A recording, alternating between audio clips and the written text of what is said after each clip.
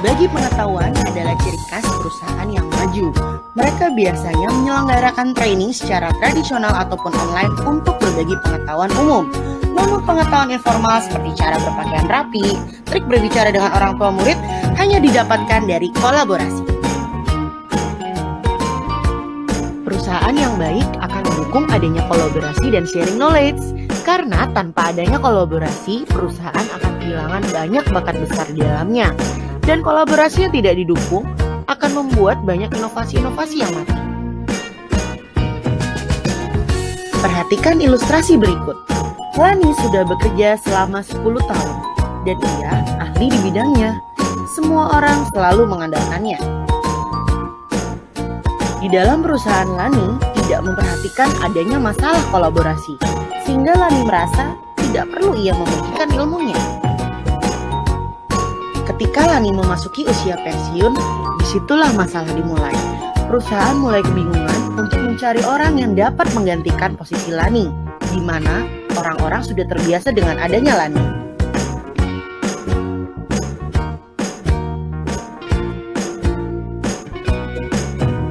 Solusinya adalah perusahaan perlu menciptakan budaya sharing knowledge antar karyawan. Seseorang mendapatkan ilmu bukan hanya dari situs web ataupun training saja, melainkan dengan mengobrol bersama teman ataupun makan bersama juga dapat menciptakan sharing knowledge di dalam komunitasnya.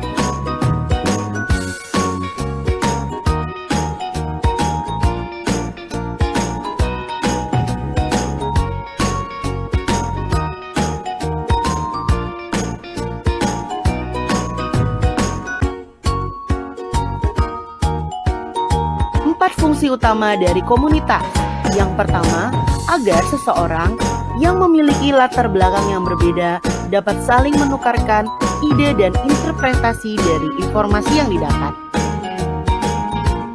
Yang kedua, untuk mendapatkan informasi dari kehidupan sehari-hari. Seseorang cukup belajar dan mendapatkan informasi dari pengalaman yang telah orang lain bagikan. Fungsi yang ketiga, untuk menjaga adanya kesamaan kompetensi yang dimiliki di dalam komunitas untuk memajukan perusahaan ke arah yang lebih baik. Yang keempat, sebagai penyedia sumber informasi sehingga tiap individu di dalamnya dapat mengetahui keahliannya masing-masing.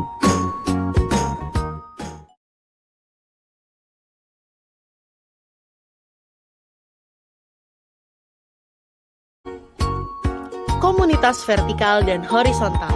Komunitas vertikal ditandai dengan adanya struktur, pihak bawahan memberikan laporan kepada atasan, dan setiap orang di dalam komunitas tersebut memiliki peran penting untuk mendukung komunitasnya. Komunitas horizontal ditandai dengan adanya persamaan kesukaan dan kebutuhan dari tiap anggotanya, dan biasanya selalu ada pengembangan kapasitas diri dari masing-masing anggotanya.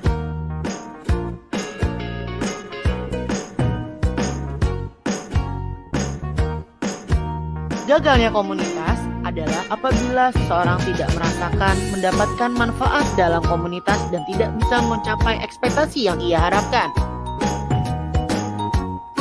Kegagalan komunitas juga terjadi apabila orang sulit untuk berbagi tanpa adanya reward. Namun, jika sudah diberikan reward namun tidak sesuai dengan ekspektasi yang diharapkan, itu akan merugikan kedua belah pihak. Kegagalan yang ketiga disebabkan oleh tidak adanya orang yang mau berbagi. Berbagi yang dimaksud bukan hanya memberikan ilmu semata-mata, namun mau meluangkan waktunya untuk menjawab pertanyaan dan menyelesaikan masalah.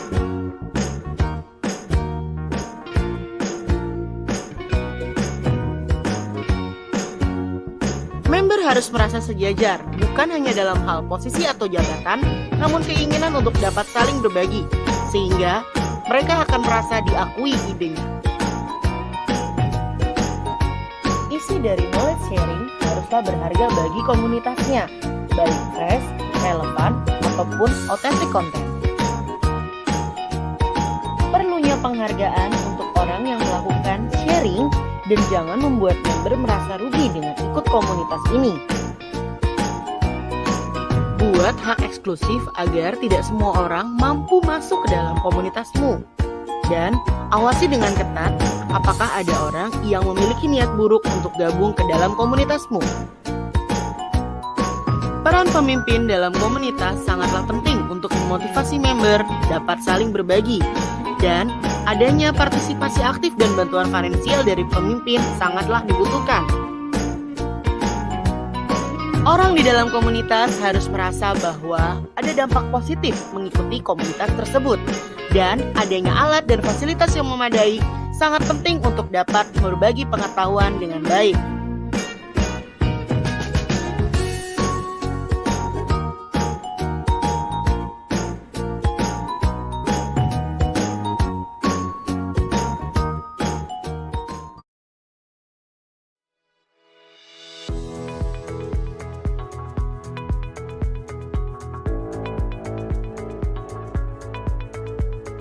Sebuah perusahaan harus memperhatikan adanya kolaborasi melalui komunitas dengan memanfaatkan adanya teknologi kolaborasi atau bahkan membentuk jaringan dengan para pakar dan keahlian yang dimiliki mereka.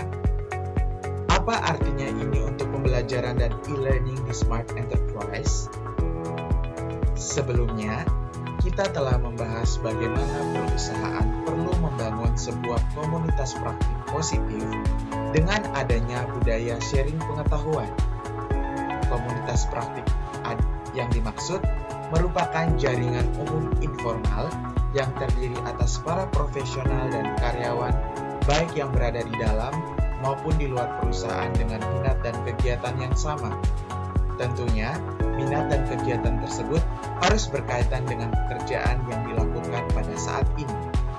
Kegiatan komunitas ini termasuk pendidikan perorangan atau kelompok, konferensi, newsletter, online, atau setiap harinya saling berbagi pengalaman dan teknik untuk menyelesaikan masalah dalam pekerjaan tertentu. Dengan kata lain, komunitas yang dimaksud mendukung adanya penambahan pengetahuan, menciptakan pemahaman baru, dan meningkatkan performa untuk mencapai tujuan perusahaan melalui adanya kolaborasi. Nah, teman-teman, untuk melanjutkan presentasi ini, kita akan membahas lebih dalam mengenai adanya teknologi kolaborasi dan bagaimana membentuk jaringan dengan para pakar dan keahlian yang dimiliki mereka. Mengelola komunitas praktik, formal atau jaringan pengetahuan informal akan jauh lebih menantang tanpa teknologi. Tempat kerja yang semakin virtual dan global membuat berkumpul secara tatap muka akan semakin sulit. Teknologi kolaborasi memungkinkan orang untuk berpartisipasi secara tidak sinkron, berkontribusi pada kelompok dengan waktu dan tempat yang mereka pilih sendiri. Teknologi kolaborasi kadang-kadang disebut juga sebagai groupware, menjalankan keseluruhan dari alat-alat khusus seperti konferensi web hingga alat-alat sehari-hari seperti electronic mail.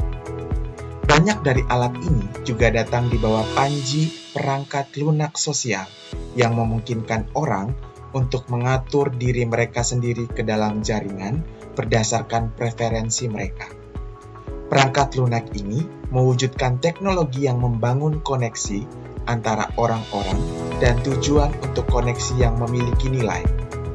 Tujuan dari perangkat lunak sosial adalah untuk memungkinkan adanya pertukaran ide, pengetahuan, dan sudut pandang yang dinamis di antara para peserta, menjadikan kebijaksanaan kolektif mereka lebih besar daripada kebijaksanaan individu. Berikut adalah 6 teknologi umum yang dapat digunakan untuk mendukung adanya kolaborasi. Yang pertama adalah email atau electronic mail. Miliaran aset pengetahuan unik diangkut melalui email setiap hari. Tetapi sebagai alat kolaborasi, email masih dianggap sangat kurang. Menggunakan beberapa email untuk merangkai percakapan bersama seringkali tidak praktis. Selain itu, Meskipun banyak orang menggunakan file email sebagai tempat untuk menyimpan dokumen, bahayanya seringkali terlalu besar, sehingga file-file penting dapat salah tempat, hilang, atau bahkan terhapus. Yang kedua adalah instant message atau olah pesan instan. Ini adalah pendekatan yang jauh lebih real-time untuk melakukan percakapan elektronik. Namun, terlalu banyak pesan instan dapat dengan cepat membanjiri seorang pengguna. Selain itu, percakapan instant message biasanya tidak dapat disimpan tanpa usaha ekstra. Diskusi dan ruang obrolan. Ini berfungsi untuk melihat riwayat dan hubungan antara kontribusi dan percakapan dapat disimpan dan dicari. Namun, seringkali sulit untuk membuat orang menggunakan alat-alat ini tanpa upaya motivasi dan fasilitasi yang besar. Yang keempat adalah konferensi web. Teknologi ini merujuk pada berbagai aplikasi dan presentasi secara real-time melalui web. Yang berikutnya adalah alat membangun jaringan pengetahuan. Teknologi ini adalah teknologi baru yang mencoba menemukan afinitas di antara orang-orang dengan melihat pekerjaan yang mereka lakukan. Mereka mencoba menjawab pertanyaan, siapa lagi yang mengerjakan hal yang sama dengan saya? Satu keprihatinan tentang pendekatan ini adalah bahwa beberapa bentuk pengawasan kerja atau pemantauan mungkin diperlukan untuk mengidentifikasi anggota jaringan. Teknologi yang keenam adalah weblog atau blog. Weblog memungkinkan hampir semua orang untuk menulis dan langsung mempublikasikan informasi, ide, saran, dan konten lainnya untuk dibaca dan dikomentari semua orang.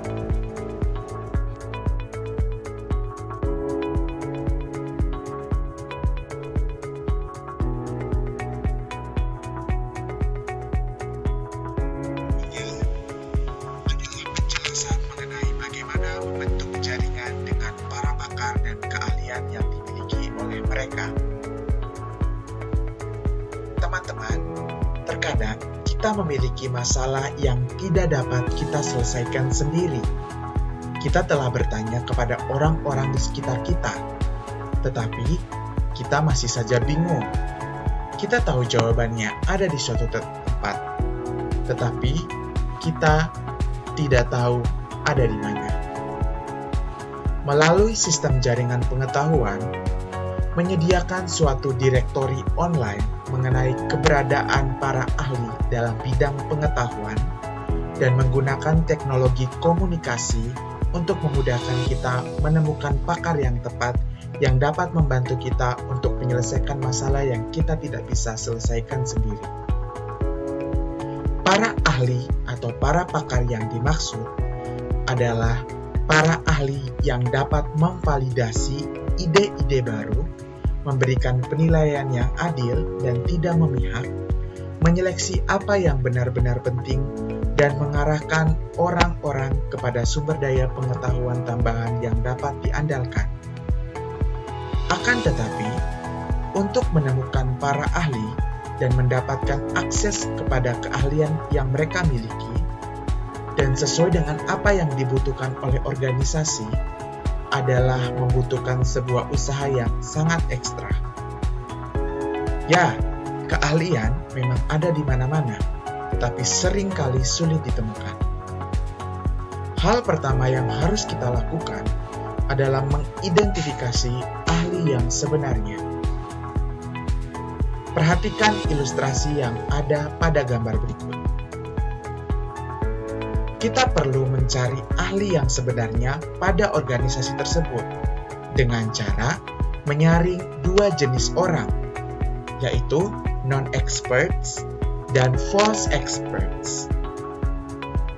Saat mencari seorang ahli yang sebenarnya, kita mungkin akan menemukan sebagian besar individu yang bukan pakar. Hal yang perlu dilakukan adalah bagaimana menyingkirkan mereka dari komunitas kita. kita akan memerlukan beberapa kriteria untuk memisahkan mereka. Di sini, teknologi dapat sangat berperan. Jika kita dapat mengidentifikasi keahlian tersertifikasi dari semua orang berdasarkan profil daring atau biodata mereka, kita dapat menyaring banyak orang yang tidak cocok dengan kriteria yang kita maksudkan. Inilah yang disebut dengan non-experts. Berikutnya adalah false experts. Kita perlu juga harus menyaring false experts. False experts adalah orang-orang yang secara jujur mengklaim keahlian, tetapi pada kenyataannya kurang memiliki kredensial ahli yang bonafit atau tidak memiliki pengetahuan seperti yang kita maksudkan. Disinilah ketelitian kriteria sertifikasi dan seleksi kita sangat penting. Dengan membiasakan diri kita dengan proses seleksi seperti ini, akan dari waktu ke waktu akan membuat kita semakin belajar bagaimana cara menemukan ahli yang sebenarnya. Para ahli yang sebenarnya sering dianggap sebagai spesialis unik yang menguasai bidang pengetahuan tertentu. Tetapi, keahlian lebih berlimpah dari apa yang kita bayangkan. Nah, teman-teman, yang lebih menantang berikutnya adalah bagaimana mempengaruhi pakar atau ahli yang sebenarnya ini sehingga dapat mencurahkan waktu mereka untuk berbagi keahlian mereka. Untuk itu, dibutuhkan pendekatan sehingga para pakar tersebut dapat membagikan apa yang mereka ketahui. Ada 8 pendekatan sehingga dapat meningkatkan peluang kesuksesan kita dalam memberikan pendekatan kepada para pakar sehingga mereka dapat membagi keahlian mereka. Yang pertama adalah reduce the workload. Seringkali orang bersedia mengisi peran para ahli, tetapi mereka jujur tidak punya waktu. Ketika para ahli dibombardir dengan pertanyaan atau permintaan saran, selain dari beban kerja reguler mereka dapat membenci beban ekstra yang harus mereka tanggung. Jika situasinya menjadi terlalu stres, kemungkinan besar kemauan mereka untuk membagikan apa yang mereka ketahui akan berkurang. Seiring waktu, kualitas kerja mereka secara keseluruhan akan menurun. Dalam situasi terburuk sekalipun, mereka mungkin akan berhenti dan keahlian mereka akan hilang bagi organisasi. Untuk menghindari hal semacam ini, pastikan untuk membangun keahlian secara langsung ke dalam uraian tugas dan peran. Berikan waktu kepada para pakar sejati untuk menanggapi pertanyaan dan memberikan saran, dan pastikan agar mereka dan semua pelaku organisasi tahu bahwa ini adalah bagian dari pekerjaan mereka. Yang kedua adalah use the right incentives. Selain waktu, kita perlu menambahkan insentif yang tepat untuk mendorong para ahli agar mereka dapat membagikan apa yang mereka ketahui kepada kita. Tetapi, sebelum kita melakukannya, pastikan bahwa kita berfokus pada ahli yang sebenarnya atau the true experts daripada non-experts atau false experts. Jika kita tidak membedakan orang yang tepat, insentif yang kita gunakan akan menyebar pada orang yang salah dan akan kehilangan artinya. Insentif-insentif yang dimaksud dapat berupa uang, peluang promosi, fasilitas di tempat kerja, atau bahkan insentif seputar profesionalisme. Semua insentif ini dan lainnya akan sangat memotivasi para ahli untuk bermain ego mereka dengan cara yang positif. sehingga akan mendorong mereka untuk terus mengembangkan dan berbagi pengetahuan. Yang ketiga adalah rotate your experts. Jika kita melakukan pekerjaan yang baik untuk mendefinisikan peran ahli dan kemudian memotivasi para ahli untuk melayani dalam peran itu, kemungkinan kita akan menemukan banyak orang yang ingin meningkatkannya. Secara alami, kita akan ingin membuat setiap orang memenuhi syarat untuk mengidentifikasi para ahli yang sebenarnya. Tetapi meskipun demikian, kita mungkin memiliki lebih banyak orang yang memenuhi syarat daripada yang dapat kita gunakan.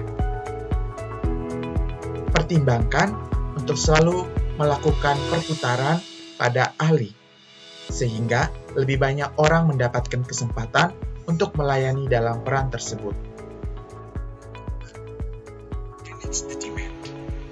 Tidak peduli seberapa baik kita dalam merencanakan, kita pun harus melindungi para ahli sehingga tidak dibanjiri dengan permintaan, terutama jika banyak pertanyaan untuk informasi yang sama. Place expertise as it becomes more stable and repeatable. Dengan menyiapkan repositori pengetahuan pendamping, para ahli dapat mempublikasikan konten yang sering diminta atau yang mereka yakini akan berguna bagi konstituen mereka dan kemudian memperingatkan semua orang bahwa konten itu ada di sana.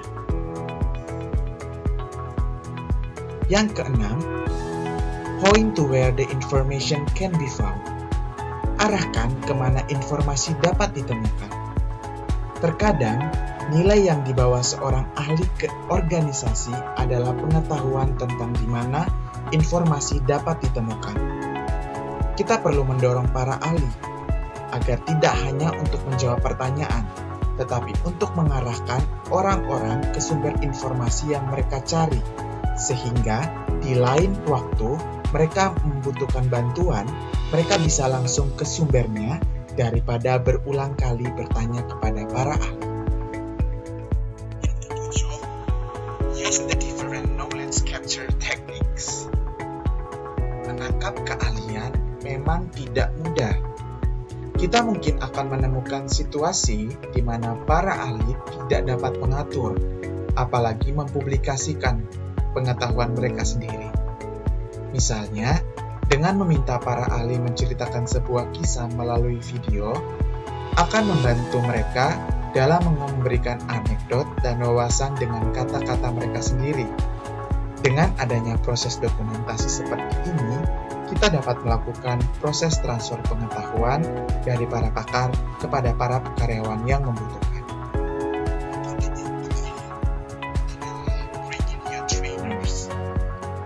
Kita dapat menggunakan tugas pelatihan sebagai cara untuk membantu para ahli belajar berkomunikasi dengan para konstituen mereka. Ini merupakan suatu keterampilan yang akan sangat menguntungkan mereka di masa depan.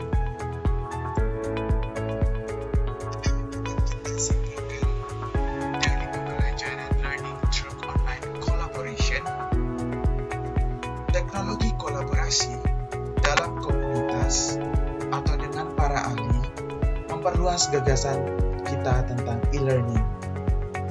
Teknologi tersebut memungkinkan adanya penciptaan pengetahuan baru, baik melalui rekan sejawat dalam komunitas maupun dari para ahli, untuk membagikan apa yang kita atau bahkan mereka ketahui dalam setting lingkungan perusahaan yang nyata, yang kental dengan budaya sharing knowledge.